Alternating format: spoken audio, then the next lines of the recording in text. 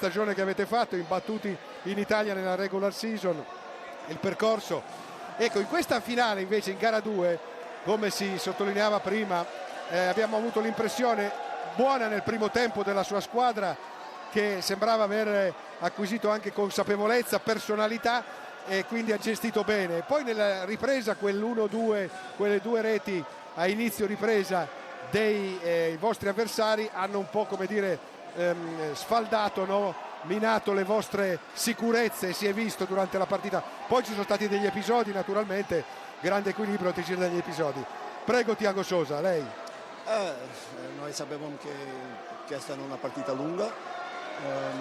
È vero che la prima parte noi hanno stato molto bene a giocare tanto in difesa come in attacco, e noi sapevamo che i primi 10 minuti del secondo tempo erano molto importanti per noi, e sapevamo che Forte entrava molto forte, perché questa era una partita più importante per loro, perché dopo di aver perso a casa nostra loro vogliavano vincere questa partita.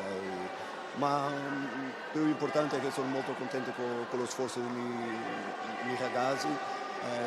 Noi siamo trissimi, non molla mai, e siamo una squadra che va a giocare sempre contro tutti. Bene, allora ancora forse al volo un'ultima battuta.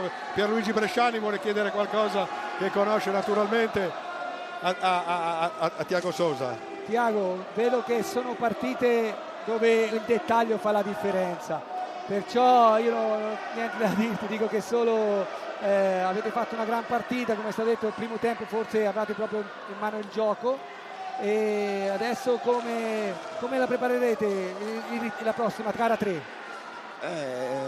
Parole più importanti per questo finale è equilibrio. È molto importante avere equilibrio quando abbiamo la palla, questo è il più importante, perché sappiamo che loro sono molto forti quando escono in contropiede, e noi non possiamo lasciare che loro possano uscire in contropiede. Questo è lo più importante per noi. Adesso l'importante è recuperare bene i ragazzi fisicamente. Sabato è un'altra partita con una storia diversa. Dobbiamo studiare bene quello che abbiamo fatto bene questa partita, quello che abbiamo fatto male, e sono molto tranquillo. Sabato sono sicuro che vamo entrare molto bene in partita, vamo fare un grandissimo lavoro, perché questi ragazzi sono fenomenali, sono qualcosa di straordinario.